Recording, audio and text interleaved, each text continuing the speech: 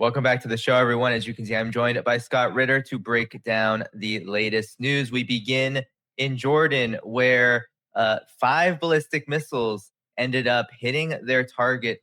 These missiles were fired by Iran overnight in retaliation to what the United States called a 5-hour bombing campaign along the southern coast of Iran around the Strait of Hormuz. Iran also targeted U.S. bases and military hardware across the region in Bahrain, in Kuwait, and also in the Strait of Hormuz, where 2 UAE super tankers were struck by Iranian forces, which claimed that they were being deceived by the United States to transit the strait with their transponders off. Now, also, Yemen has entered the war after Saudi Arabia, with Trump's blessing, or Saudi Arabia, with Trump's blessing, bombed Sana'a International Airport. And Yemen has responded with what they call a full aerial blockade and hit, I believe, an international airport in Saudi Arabia as well. So with these latest updates, Scott, I wanted to kick it to you. Since the last time we spoke, there's been a major flare-up of war. What do you make of the U.S.'s strikes in particular, and how Iran has responded thus far and where we are right now? Well, one of the interesting things is we don't really know what the U.S. is bombing. The United States isn't providing a daily breakdown of we're hitting this missile base, this missile base, this missile base. We just hear that targets are struck in the Bandar Abbas region and the Chabahar region, etc. And from the Iranians, it appears they're not too flustered by these attacks. Which tells me that the U.S. is exhausted its target deck. I mean, we don't know, why they're bombing. What is the goal? What is the objective of the bombing campaign? Is it to suppress Iran's ballistic missile capability? Well, I mean, you just saw that the Iranians are launching and striking targets at will. So again, incomplete data, and we have to accept this. Always difficult to do, perfect analysis under any circumstances, but with incomplete data, this seems to be more about a charade and bluff and bluster by the United States. Why would I say this? Well, we know that the 39-day campaign exhausted pretty much America's supply of long-range strike weapons, and also advanced ballistic missile interceptors capable of, having the possibility of intercepting incoming Iranian missiles. Now, the U.S. took advantage of the pause since April 8th, I believe, that to not only restock their oil, which J.D. Vance openly acknowledged that the MOU is just a lie, that we signed it because we were running out of oil, we need to get more oil, but we'd also run out of ammunition. People have to ask the question, why did we stop the war when we stopped it? Because leading up to the ceasefire, Donald Trump was saying, we're going to bomb them forever. We're going to blow them up. The end of the Iranian civilization. Everything's done, And all of a sudden it's like, nope, we're signing an MOU. Now, he said it's because, Trump amazingly sometimes is very honest. He said that we signed, he had no choice but to sign the MOU because we were out of oil. We had to do this. That sort of means that we lost. Got to keep that in mind. But the other reason is we ran out of ammunition. We didn't have the ability to sustain this fight. So when you look at this now, Donald Trump's talking about we're going to have 3 weeks. I think 3 weeks is about the maximum we have for ammunition. 21 days, and then we're out of ammo again. We're right back to where we started. Not only that, now we see pressure being put on the oil markets by the Iranians shutting down the Strait of Hormuz and maybe the Bab el-Mandeb. Notice I said that right. I'm learning. Strait being shut down by the Houthi. They're apparently holding that in reserve. They're not playing all their cards at once. But the fact is, the dynamic that led to Donald Trump pleading for a ceasefire in April exists today. Nothing has changed. I don't know what he thinks he's going to accomplish by re-engaging in was it Einstein, I believe, who said that the definition of insanity is doing the same thing over and over again, expecting a different outcome? Well, here we are doing the same thing, even less though. I mean, we're not even coming in as hard as we came in the first time and expecting a different outcome. Um, the only change here, and again, it's always difficult to assess anything that Donald Trump's doing because, as the Russians have said, he's emotionally unstable. As other people have said, he's just straight up batshit crazy. Um, and it's hard to have predictability and a personality and a mind that's unpredictable. Um, but it was fascinating to see him say the Iranians aren't allowed to charge anything going through the Strait of Hormuz. But now I'm taking over the Strait of Hormuz. He's not. He can't. He doesn't have the ability. And when I do, even though we know he can't because he doesn't have the ability, I'm going to charge, what is it, 20% surcharge for every ship going through. So he just instantaneously legitimized the Iranian business model, the model that he had rejected before. There will be no payments. He just legitimized that. Now, again, crazy like a fox.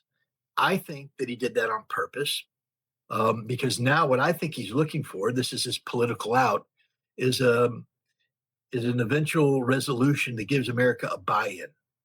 I mean, 20% is, he's just a New York realtor coming in with a ridiculous quote, and then it'll be negotiated down. At least that's his plan.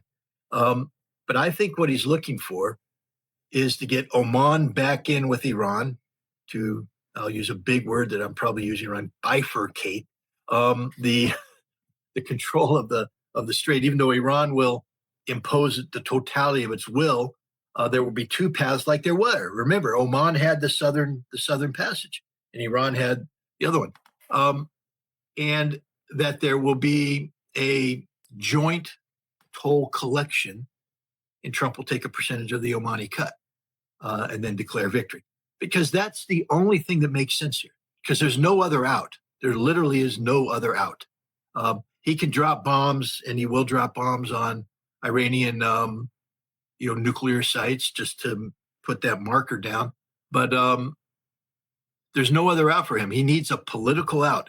Because here's the problem: we lost the war, and we're not going to win the war.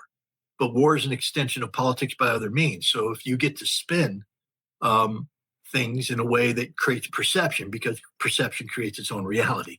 So even though we know America lost the war, that the Iranians have the strategic advantage, if Donald Trump can make things happen that allow him to spin that in a way that alters the perception of the American public, which is the only public that counts come November because they vote, that Donald Trump has achieved some sort of great victory here, that's it. So that's the only thing that makes sense here, because otherwise, this is not a war-winning strategy. I mean, you can get as many people, you can get Wesley Clark, and you can get General McKenzie, the former Marine commander, to come out and talk all they want about seizing the strait and taking Carg Island. If we could have seized the strait, we would have done so back in April. We didn't because we can't, and nothing's happened that makes it so that we can. If we could have taken Carg Island, we would have. We can't. We don't have the resources available to seize and hold. That's the important thing. Sure, we can throw enough Marines at the problem. Marines are very good at wading through chest-high water, getting mowed down by machine guns, and keep coming because that's just what we do. All right, so we can stack the bodies, build another memorial. Instead of the Iwo Jima Memorial, we'll build the Carg Island Memorial of Marines raising the flag, except this time we'll have to take the flag down and leave because the best analogy isn't the Iwo Jima analogy, which Lindsey Graham was fond of quoting, but the Kotang Island analogy. Kotang Island being that small island off the coast of Cambodia. In May of 1975, a Marine battalion landing team was sent to seize the island because we believed that U.S. sailors from the Mayaguez, an American merchant vessel, were being held there. They weren't. They were held somewhere else.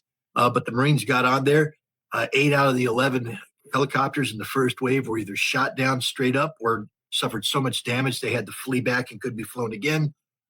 Scores of Marines were killed. Dozens of Marines were in the water swimming for their life. And we had the Marines split up on the island, 300 to 500 Khmer Rouge launching counterattacks, threatening to overrun. We had to scramble in a desperate move in a nighttime evacuation. We left under fire. abandoning 3 Marines. A 3-man M60 crew on the flank was left, and they were captured and executed by the Khmer Rouge. Next, it was a day of dishonor for the Marine Corps, even though there was heroism there. I know many of the Marines who fought there; they fought heroically, but we lost. It was dishonorable because we had to flee and we abandoned Marines. We abandoned bodies. Um, that's not what we do. And yet that's what will happen at Carg Island if we go in, and everybody knows it. So Trump is out there just spouting nonsense and things that aren't going to happen, betting on the fact that the Iranians, in accepting the MOU, made a similar gamble that Trump did. And the Iranians admitted it. I mean, Professor Morandi, who I respect greatly, said, we sold a whole bunch of oil. Yeah, you sold 60 million barrels worth of oil. And that brought money in. And you were able to establish economic links and create some sort of, domestic stability, which is all very important during this time, knowing the United States would eventually renege on the MOU, because that's what we do. As Sergei Lavrov has said, this foreign minister of Russia, we are agreement incapable. And so, I think both sides know that the MOU is just a piece of paper, but they're going to keep it in place because, and sooner or later, I'm going to publish this article on hybrid diplomacy because that's what's happened. This is not traditional diplomacy; this is hybrid diplomacy, where we use it's diplomacy in name only. We know each side's going to cheat, but we keep it in place because we've built in the cheating as being the norm. We cheat until we need more oil or more munitions. We accept their cheating while we get more oil, more munitions. And then we both say the MOU's not effective, but we don't rip it up. Hybrid diplomacy. We hold it in place until we need a pause again. And now we have, instead of renegotiating something new, we fall back on something that exists. We see this with Russia and the United States. We see this with Iran and the United States. Neither Russia nor Iran believes the United States is capable of honorably negotiating. But they both keep the potential of diplomacy open because it's sometimes, especially when you're dealing with an emotionally unstable president who, moves the needles, at some point in time, the needle's going to be pointing in a direction where diplomacy is conducive, and you keep the window open so you could rapidly close in and get whatever temporary arrangements are necessary to, up whatever you need to be upped. So we're in a period of hybrid diplomacy right now. Right now, we're doing more of the hybrid and less of the diplomacy. But yeah, yeah, certainly that's the case. Well, let me pull up this then, Scott, because as you were talking about Trump's 20% toll, legitimizing this, saying the blockade is back on against Iran for everything Iranian based that's going to be coming out of the Persian Gulf. He said that they will have to charge 20% in order for the United States to be able to cost effectively do this. Then today, so this was all within the last day, he comes out saying, I have decided to replace the 20% U.S. reimbursement fee with trade and investment deals with various Gulf states that they'll be making into the United States. And this is him talking about, and then of course today, what is it, Tuesday, talking about how oil is flowing out of the Strait of Hormuz. It's not, but that's what oil is flowing. Everything is good. Scott, the regional situation is getting worse. I brought up the Yemen situation, Saudi Arabia. Trump gave a blessing to this, according to media reports. This is playing with fire, isn't it? Because Iran certainly is showing the initiative to be able to hit whatever it wants in the Gulf, maybe Israel in the future. The United States, as you said, we don't know what they're hitting. This could go on for a while. Why then give the blessing to Saudi Arabia to conduct this aggression against Yemen at such a sensitive time, especially economically? Well, again, Danny, you're putting me on the spot because we are dealing with one of the most chaotic situations imaginable. A long time ago, I had several conversations with Anatoly Antonov, the former Russian ambassador to the United States. And, I was talking to him at the time about the election, saying, well, who does Russia want to win? Remember the eternal question, who do the Russians want to win? And he said, we don't really care. And I was like, really? You don't care? He said, "You don't understand. It's not personality driven. Um, it's not even policy driven. What we want more than anything is predictability." And every Russian diplomat I've ever talked to is second this. Yes. See, the Russians can build a policy for any given situation. And the key thing, though, is that that policy is predictable because then you get to do long-term planning, you get to do budgeting of resources, allocation of priorities, et cetera, based upon something predictable. Now, they would prefer that the predictability was attached to something good and beneficial to Russia, but it doesn't matter. They just want predictability. They can deal with that. Um, and they said, look, but we know Biden is not the man we want. But there's an element of predictability with Biden. I mean, we know how to craft policy to deal with Biden. Everybody jumps and says, "Oh, because Trump's talking good about Russia, that we would want this." But we know that Trump says things and does things differently, and therefore he's unpredictable, and it's impossible to have sustainable policy with something of that nature. Um, so Trump's unpredictability is problematic for the Russians. It's the same for the Chinese. They operate under the same predictability model. They're businessmen, and businessmen, business isn't done. You don't succeed in business in an unstable environment unless you're a hedge fund and you guess right, or you're somebody who gets insider information about Donald Trump's next social media posting and you make the appropriate investments. But for the normal people, the normal businessmen, planning out, you want stability. You don't like this kind of market flow. You like something predictable, and the Chinese are that way too. So you say that what does all this have to do with what we're talking about? What Donald Trump is doing, I believe, is deliberate. I believe that Donald Trump has, and this is an assessment that's in motion because again, we're dealing with a lot of incomplete data here. But if you take a look at what the priorities are for Donald Trump, he sort of acknowledged this. He said that I had to do the MOU because of energy security issues. Oil markets were dropping, price of fuel was going up. But also Scott Bessent, during this crisis was making decisions about, releasing, giving the Russians the ability to sell oil on the market, void of sanctions, letting the Iranians sell oil, and now they're tightening the market. Scott Bessent's talk about squeezing Russian oil exports to hurt the Russian economy, about tightening oil availability to China to hurt their economy. There's an energy component to everything. Though I think the whole strategy behind Venezuela was denying China access to, I forget what percentage they were taking out of there at the time, 8 to 13, I don't know. But to deny them access. And then to say if they wanted to renew those contracts, they have to go through the United States, who now has their control on China's fuel supply. I think this was the strategic objective here. We had Venezuela in the bag, and we were looking to put Iran in the bag. But Iran in the bag doesn't necessarily mean that we have to control it. It just means that nobody controls it. And that in itself is disruptive. Remember, the United States is the largest oil producer in the world. And we are, although we are prisoners to the, spot market and the global, market, but we're not going to run out of oil in America. We got the oil, and so we're in a sort of a safe place where we can create chaos. So when you say, wow, this is a lot of chaos in the Middle East, I think it's chaotic by design. I think it's done on purpose by the United States to be extraordinarily disruptive of global energy markets. And then we take advantage of that.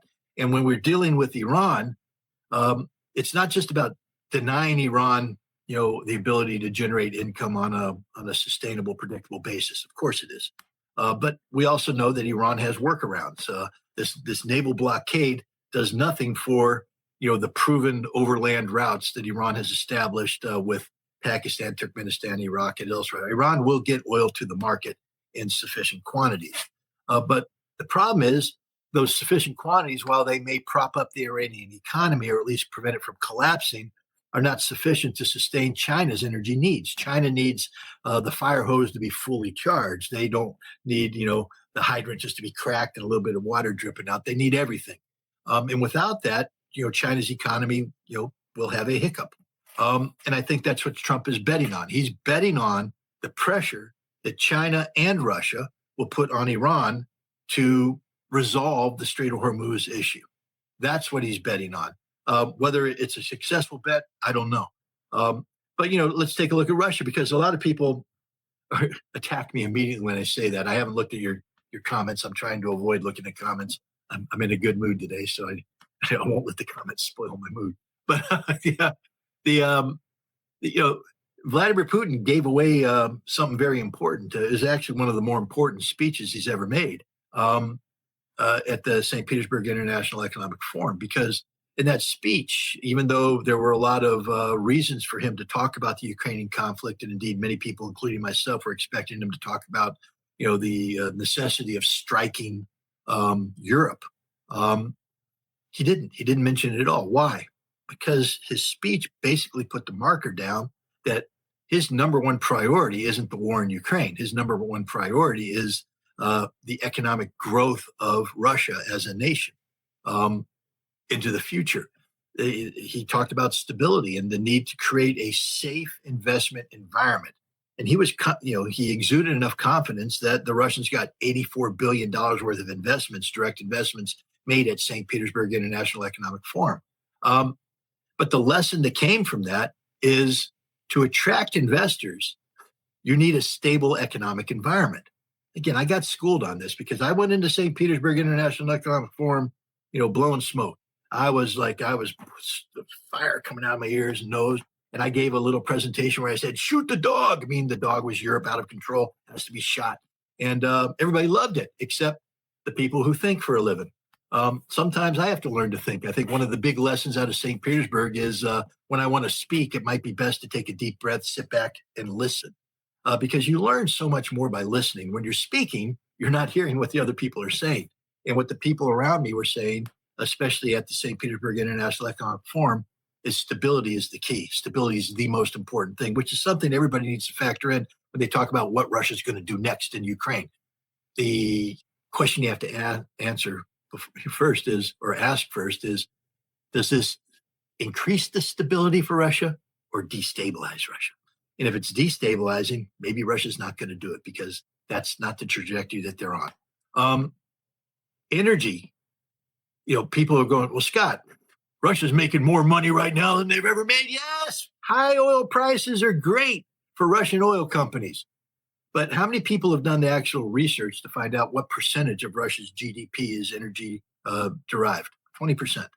That means 80%, the vast majority of the Russian economy, has nothing to do with energy. It has to do with growth, traditional economic, values, investments. So now, if you're going to sacrifice everything because 20% of your economy is going to get a temporary boost in income coming in because of high oil prices, but remember, what the high oil prices do is just give Russia the ability to discount their oil more, to make it more competitive on the market. Russia rarely buys oil at the maximum or sells oil at the maximum price because of sanctions and everything. They're always offering a discount, steep discounts oftentimes, just to secure market value and to generate income.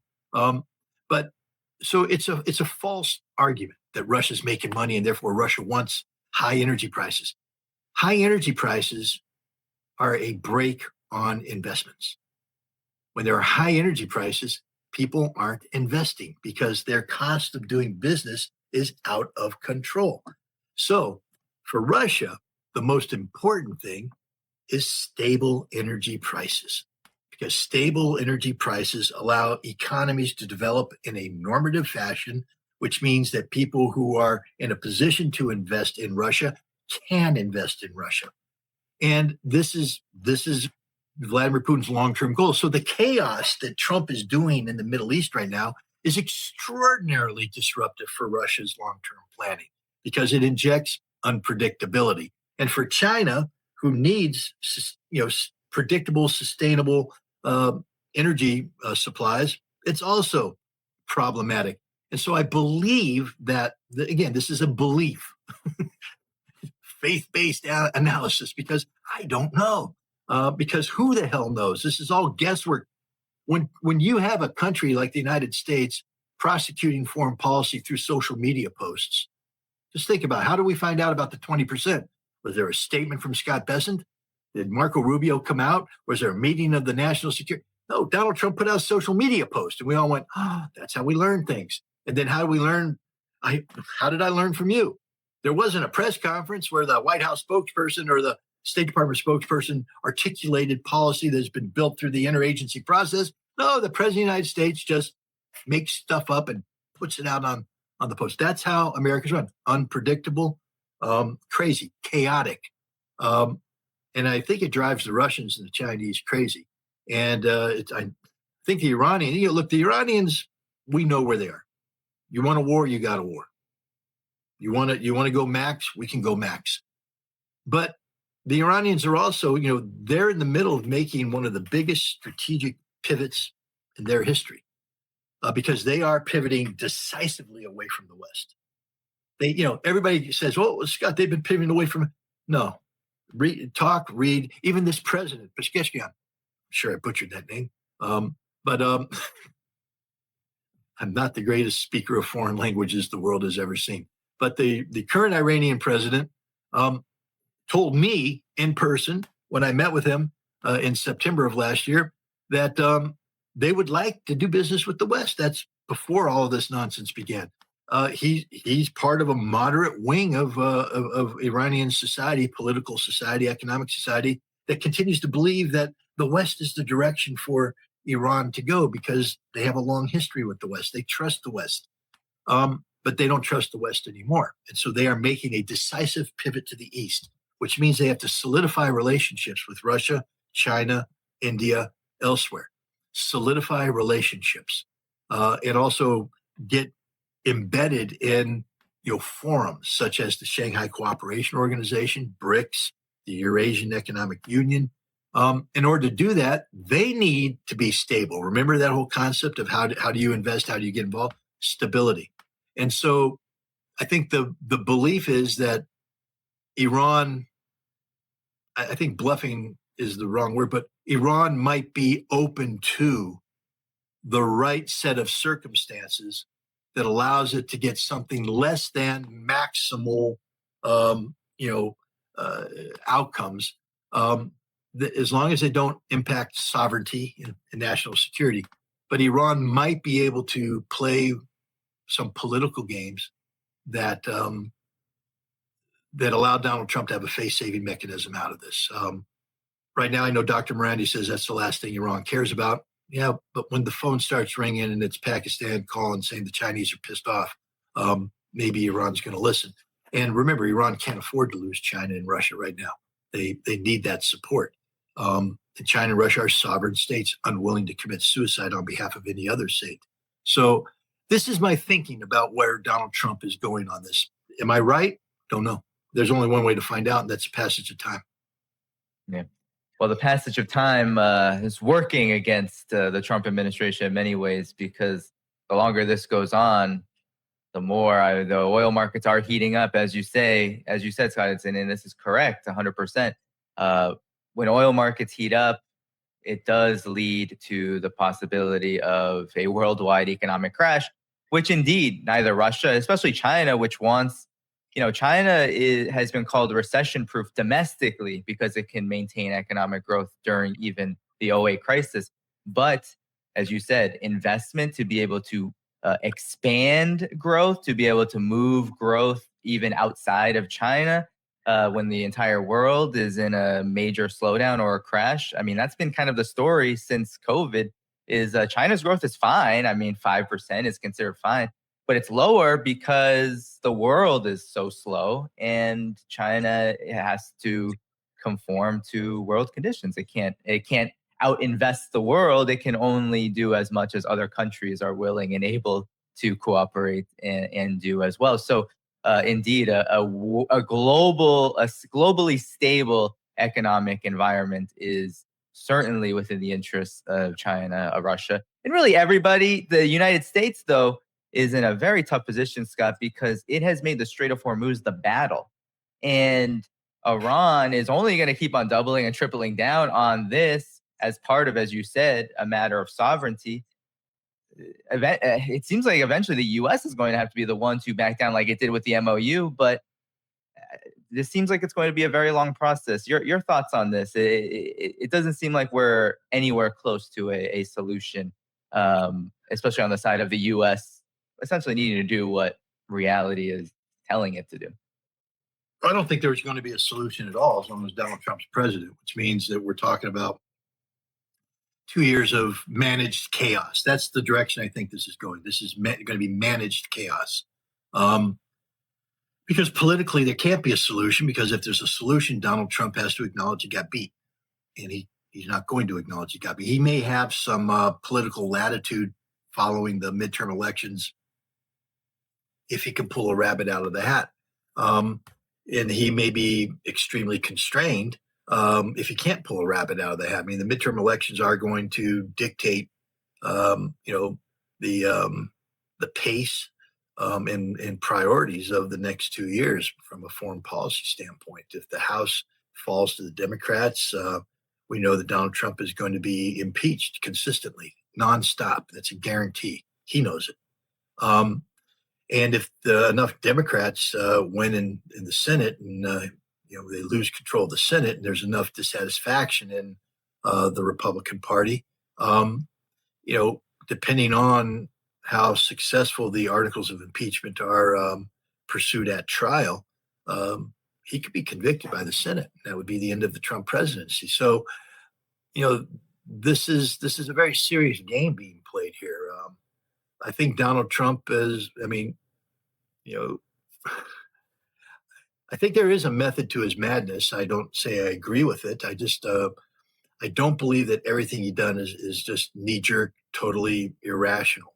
It may look like it to us, but and maybe some of the things he does is knee jerk, irrational. But I believe Donald Trump knows where he wants to go. I think he has a strategic vision, and he has an idea of how he wants to get there. And I think chaos is the key here. He's engendering chaos in the domestic American, political system. What's going on at the state level, national level, in terms of, gerrymandering and redistricting and all this kind of stuff. Whether there's voter ID, things like laws are being passed, executive decisions are being made. It's all designed to create an electoral environment that is advantageous to Trump from his belief, because if you can't win the votes, at least manipulate the votes. And I think he's going to be trying to manipulate the votes as much as possible so that he doesn't lose control of the House and he doesn't lose the Senate. But in order to do that, you have to be able to explain certain things to the American public. And it's easier not to explain things if there's chaos, and you just basically can blame everything on Iran and blame everything. The Iranians are the ones that can't negotiate. The Iranians refuse to do a deal. So I think that's where we're at right now. I think we're into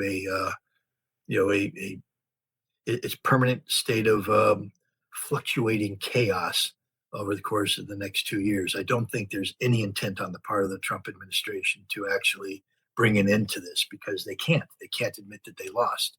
They can't admit that they failed. And I also believe that Iran, the assessment is that Iran isn't going to go to the mats, so to speak, that Iran is also willing to do what I talked about early on, hybrid diplomacy. Basically this game, this diplomatic game where we're not talking, but we're gonna talk, all based upon momentary advantage. 2 years, Scott. Oof, that's a long time. The situation just feels incredibly unstable in terms of what's even the next several months, especially in terms of the global economic situation, are going to bring. Now, as we speak, Scott, the U.S. is conducting strikes on Iran. They're hitting, of course, again, all along the Persian Gulf, the southern coast.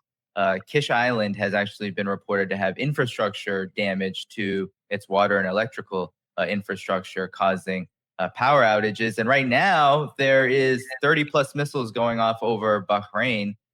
This was some of the image taken from that. And this is said to be the biggest single response by Iran so far in this recent flare up. So, yeah, 2 years, Scott. These kind of escalations have already brought oil prices up above $80 a barrel.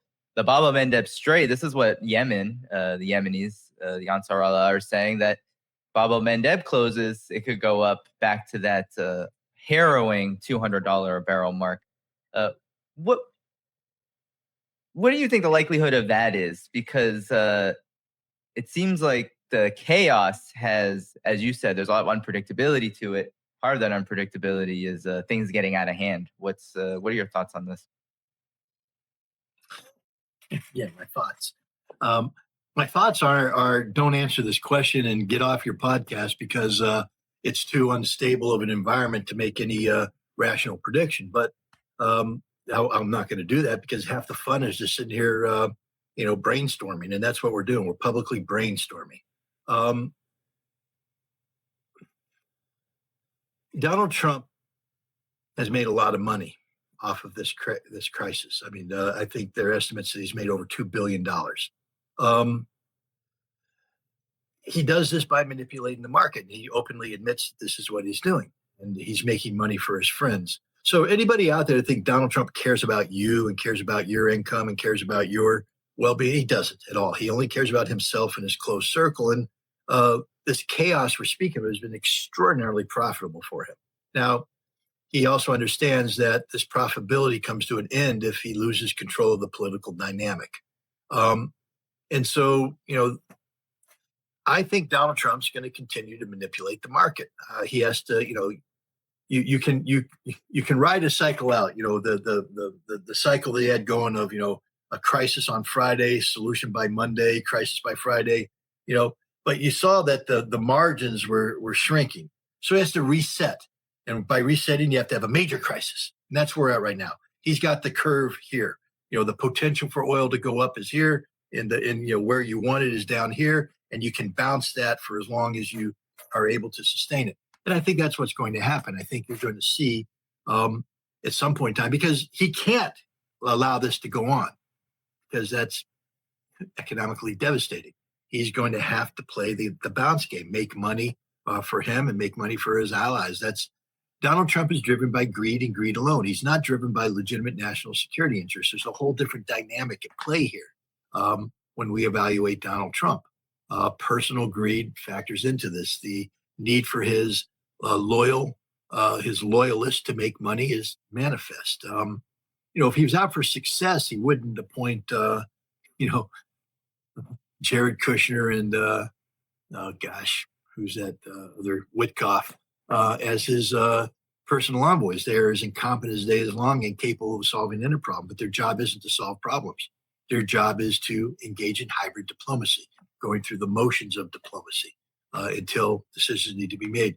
But I think we're just basically in a market manipulation mode, a permanent market manipulation mode. This is what is going to drive Donald Trump. It's going to destroy large segments of American society. It's going to be harmful to the global economy. But Donald Trump and his hedge fund managers are going to make a whole bunch of money. Yeah, well, back to market manipulation, we know that there's a principal figure in the media that has been playing this game, and that is Barack Ravid of Unit 200, now Axios reporter, quote unquote. Today, he reported that Trump is telling Netanyahu to move forces out of Syria and Lebanon. Again, especially the latter. That's a key provision in the MOU. Now, Scott, I have many people all across platforms, from YouTube to Patreon, Substack, etc., sending me messages saying, why isn't Iran attacking Israel at this point? Especially since the U.S. has had to move quite a lot of military hardware to Ben Gurion Airport in particular. I think even Netanyahu has made note that this is getting kind of costly for the tiny economy that they are. Talk about I want to pose that question to you and your response to this. I mean, I see Barack Ravid as simply a market manipulator at this point, but given his articles are always so tied to bringing the prices of oil up or down, and they're hardly ever true. But your thoughts? Well, I mean, you hit an important thing. My thoughts. Have we heard this from anywhere else? I mean, the magic phone call in the middle of the night. Are other reporters reporting this? Is this something that that other people, or is this just his own little special source? And as you said, sometimes his special sources turn out to be wrong. But in this case, I would say that it makes sense. Again, controlled chaos is an important concept here. that means that the United States alone has the ability to engender stability or, engender chaos. Um, Netanyahu is a wild card here because, when Donald Trump wants stability, because remember, his goal here is to manage this curve properly to make the maximum profit margin. And if you want the curve to go up and Netanyahu does something that drops it down, or you want the curve to go down, he does something to drop it up at the wrong time, somebody else now is in control, and that's not controlled chaos. That's just chaos when other people are dictating outcomes.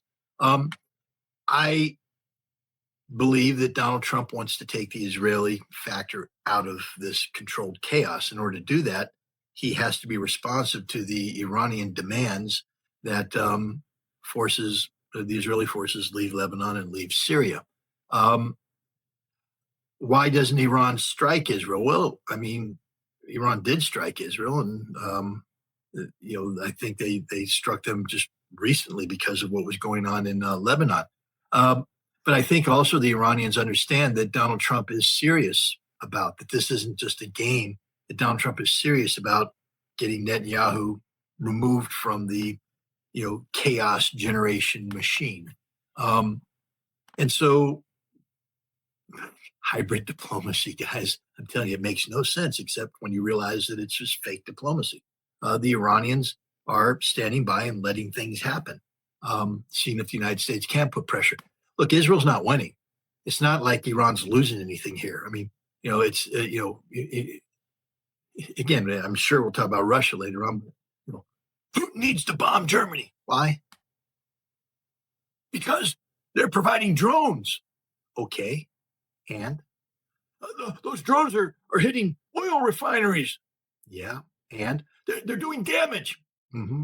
And they're shutting down supplies. And it looks bad. It's embarrassing.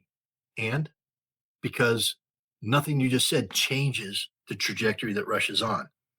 The one thing that could change the trajectory that Russia's on is hitting Europe, hitting Germany. Right now, Merz is like history. The Germans, Pistorius is out there writing. He can write all the white papers he wants and everything about building the German army and doing all this. It ain't happening. It ain't going to happen. There will be no patriots built in Ukraine because the trajectory that Europe is on is in the wrong direction. But if Russia actually attacked Europe, regardless of the justification, the potential is you could get Europe to unify. You could create additional opportunities for sustainability for Merz, the last person you want as chancellor. So Putin doesn't do it. Now with Iran, why would Iran strike Israel? Is it going to help Hezbollah kill more Israeli soldiers? No, Hezbollah's doing a good enough job already. Is it going to destabilize the Israeli economy more? You already mentioned the Israeli economy is extraordinarily fragile right now, and sustaining American tankers is putting a lot of pressure on them. Israel's not doing well, ladies and gentlemen. Israel's doing quite badly. And sometimes the best policy is just let things go the direction they're going. There's no reason to intervene if the trajectory is going the way you want it to go anyways. And I think right now, from the Iranian perspective, you have political, discord between the United States and Israel over Lebanon. Let it play out. If you bomb Israel, you change that dynamic.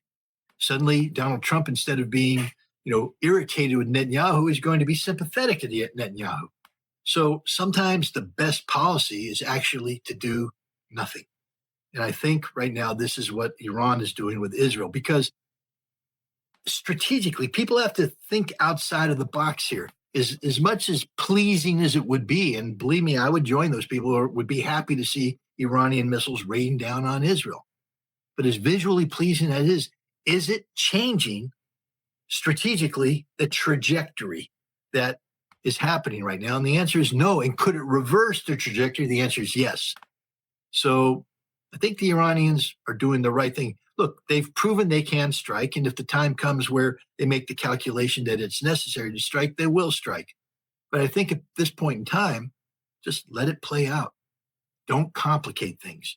And let Trump and Israel have their fight over Lebanon. Because Trump definitely needs Netanyahu not to be able to push the chaos meter.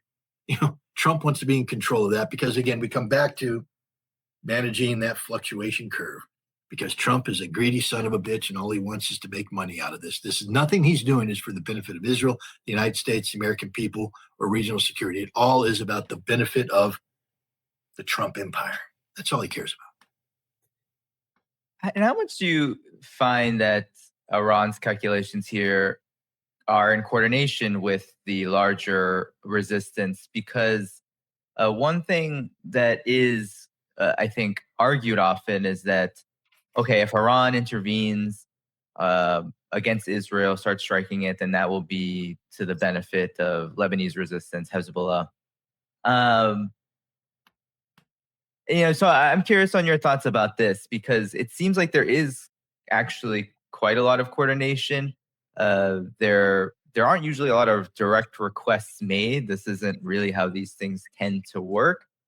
But as you said, with Russia, the battlefield is looking very much in favor of Russia, and you can talk about this, especially in lieu of our friend Lindsey Graham's death. But when it comes to the regional situation in West Asia and what the U.S. is doing there, it seems like the axis of resistance is coordinating its attacks and its strike backs and its counter attacks very much together in a lot of ways. Not always, but it seems like there's a lot of that going on. So I guess I'm curious on your, what you think about this and how it factors into Iranian decision making. Well, first of all, I agree with you that there's coordination. I think the evidence is clear. Iran has made it clear, and Professor Morandi is very articulate in this fashion, that as far as it's concerned, the fighting in Lebanon is one and the same with the fighting in the Persian Gulf. That you can't divide the two. It's a singularity, and that implies then that there's close and continuous connectivity between the policymakers for Hezbollah and the Iranian policymakers, that they're on the same sheet of music. The Houthi are slightly different because the dynamic of their conflict is a little bit more different. But from a strategic standpoint, I think they're absolutely on the same page, with one another, and that there is active coordination going on.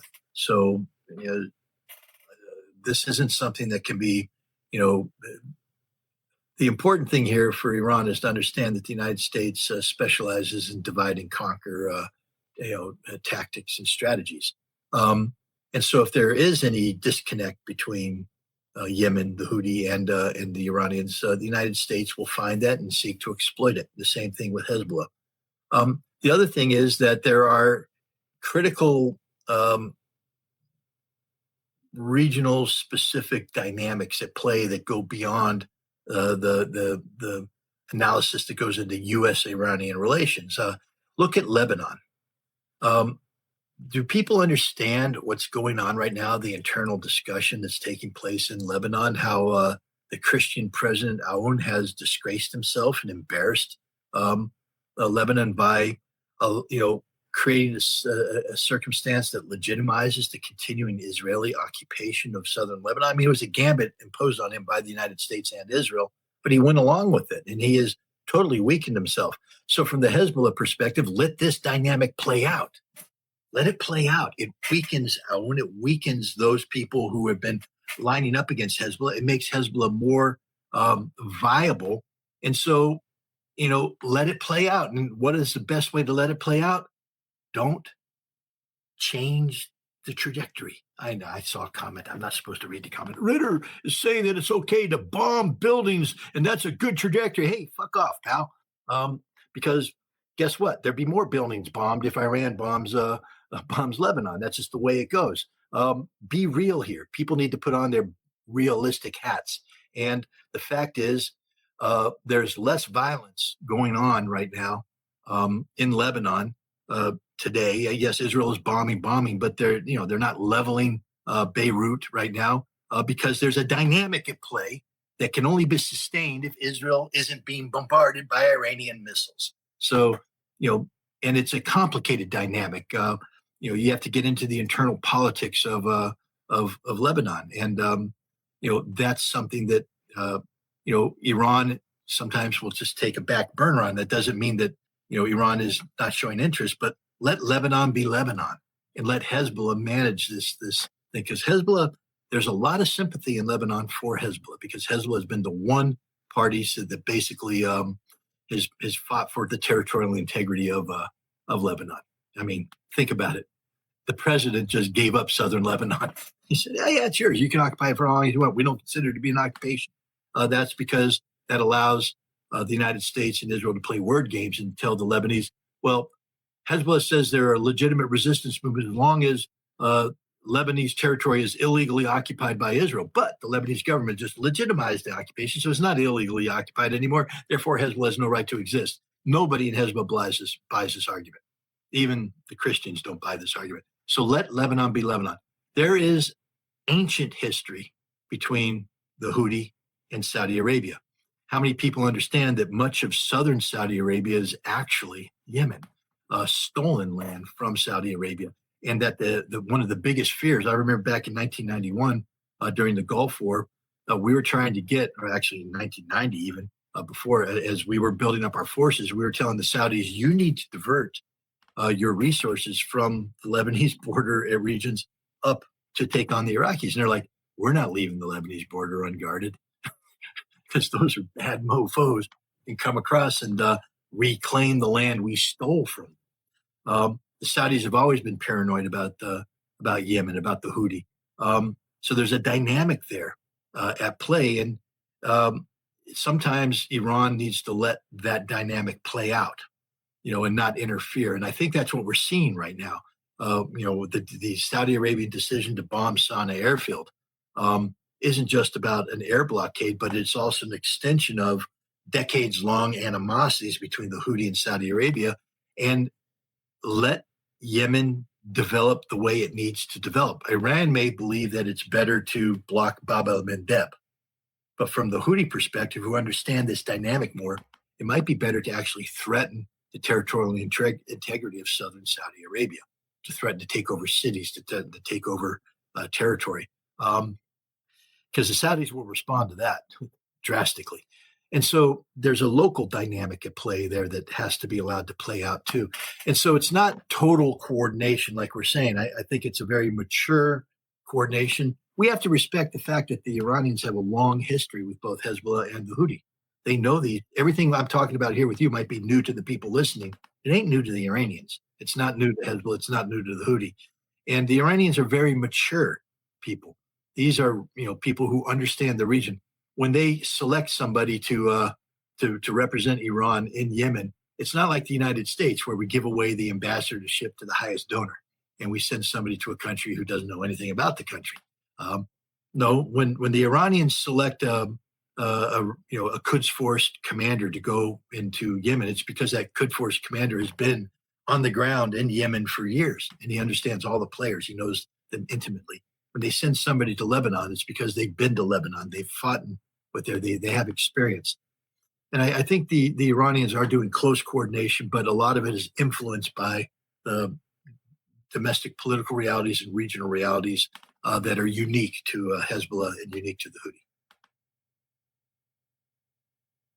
Scott, do you have a eulogy for Lindsey Graham? I'm curious on. We've talked about him over the years. He's come up because he was such a champion, of course, not just of Israel, but of the Ukrainian cause, aka the U.S. NATO cause to strategically defeat Russia. Your words on Lindsey Graham. They're back when the Soviet Union was having their troubles. There was a Russian historian, Roy Medvedev, I think his name was, and he wrote a book called Let History Judge. And basically it was a condemnation of Stalinism. Now, I'm not saying that I agree with what Medvedev wrote. I'm just saying that the concept of letting history judge is an important concept here. Right now, you're just not going to get an accurate assessment of the legacy of Lindsey Graham because of the politicization of the moment. Um, there are many people in power who support the warmongering policies of this man. There are many people who support the Israeli first leanings of this man. And so there are many people who are going to call him a great American. But the fact of the matter is, Lindsey Graham has been a United States senator since 2003, so 23 years. I believe in 1995, he became a Congress representative for that. So he's been in Congress since 1995. This man has been with his finger on the pulse of one of the most tumultuous, transformative periods in American history. And I don't mean in a good way. I mean, we are literally watching the end of the American dream. Look, people can disagree with him all they want, and I respect that. But I'm somebody who believes that the United States is designed by its founders in the constitutional phase as a constitutional republic. I've read the the oh gosh the what are they when the letters, the arguments written by Madison and Hamilton, come on, help me out here, Danny, save me. Doing the 50-50 or whatever it is.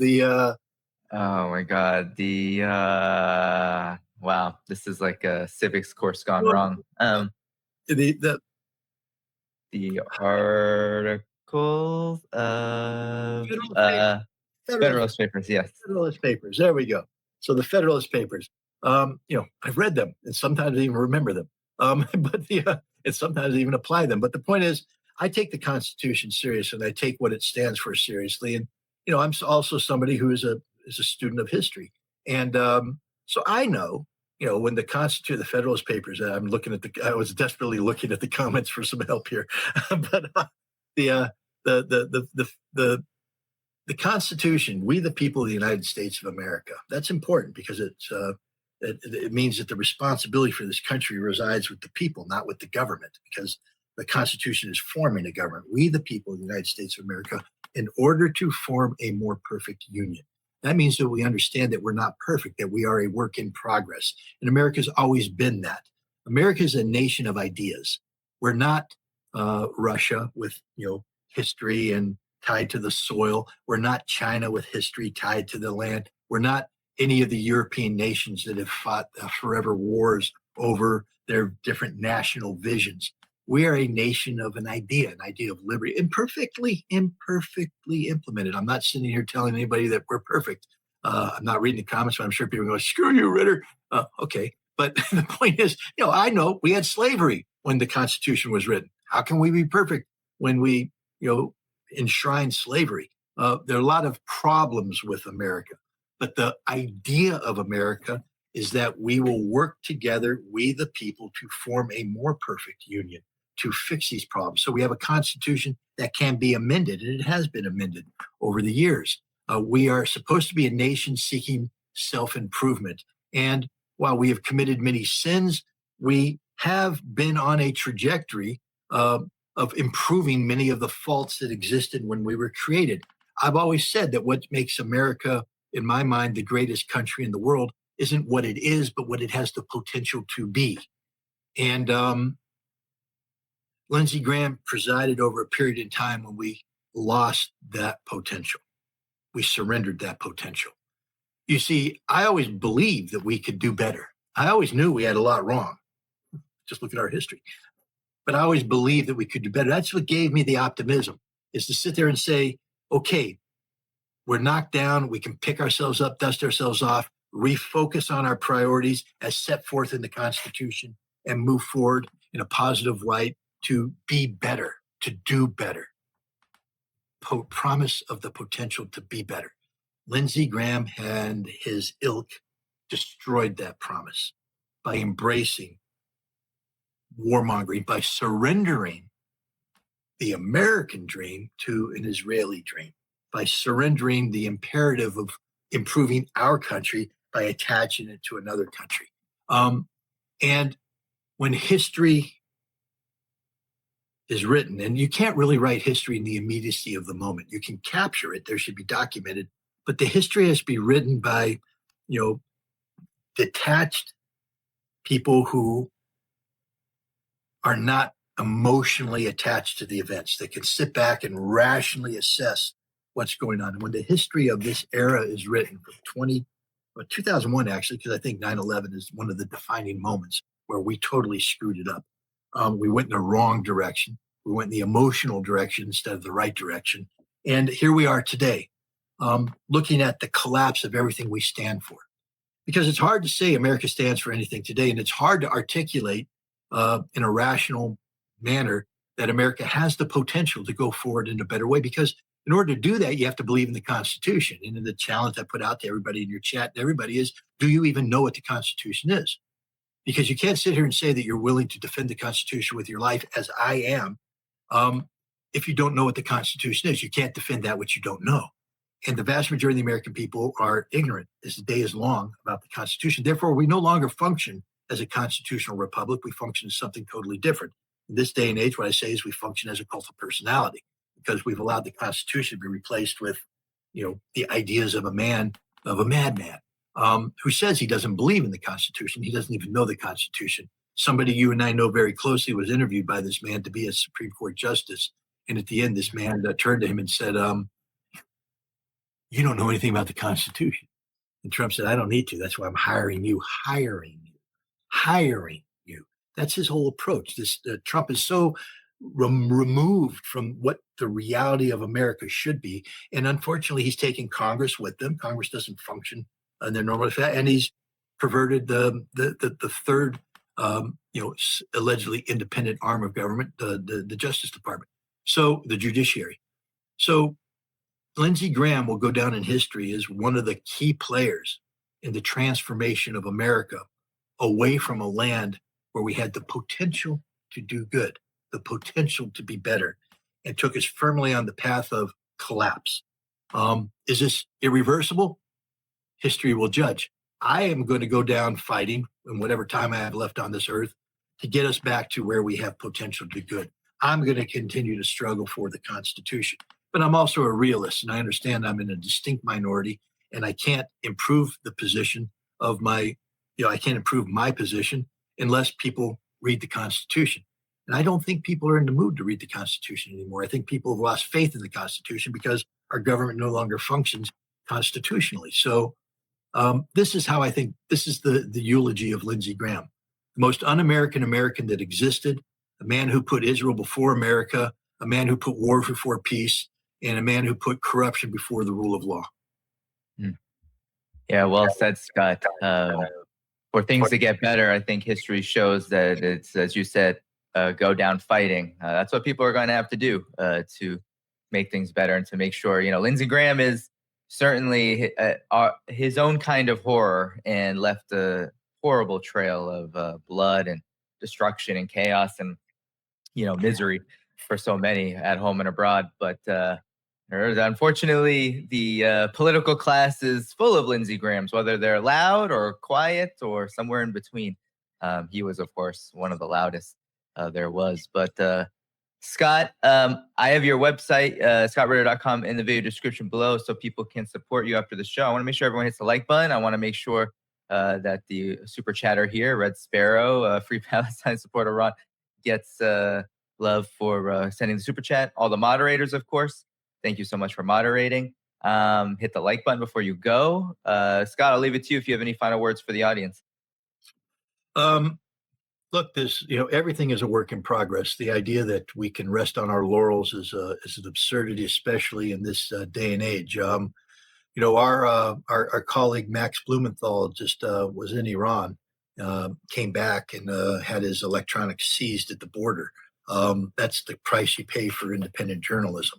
There's other people out there who are afraid to come back to the United States right now because of the price they'll pay for trying to tell the truth about events and places in the world that the United States doesn't want you to know the truth about.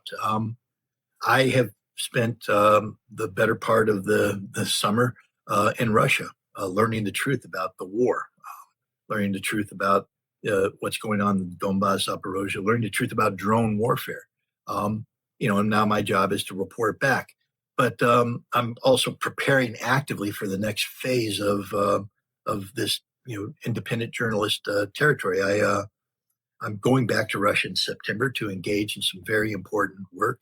Um, it deals not just with the Donbass, with security in the Arctic, security in the Baltic regions. I just had a very interesting meeting with Chinese diplomats, and looks like I will be dipping my toes in the Chinese waters um, on issues pertaining to arms control. So this isn't just going to be tourism. This is actually very exciting because right now arms control is dead between the United States and Russia, and one of the key uh, things is China. And China just, as previously said, we're not going to play this game. But the person I had a talk with said that they're very interested in pursuing this topic. And so here's a chance to do that. I have an open invitation to Iran. It's tough to go to Iran while there's a war going on, but open invitation. And I've established a new relationship with Turkey that will get me not only to Turkey and be able to, tap into, that important part of the world, but that carries on into Central Asia. So there's just a lot of potential for work here, but that work doesn't happen without your support. The reason why I'm an independent journalist is that I have foregone the kind of sponsorships that have corrupted journalists in the past. You can't work for any of the mainstream people and be credible, and you can't take money from certain outlets without losing your credibility.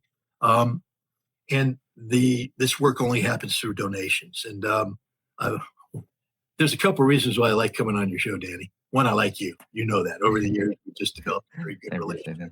Two, even though we disagree on certain things and but we're on the same sheet of music when it comes to the basic trajectory we want the world to go into. So it's always a joy and pleasure to come on and share this with you. But three, you have a great support base.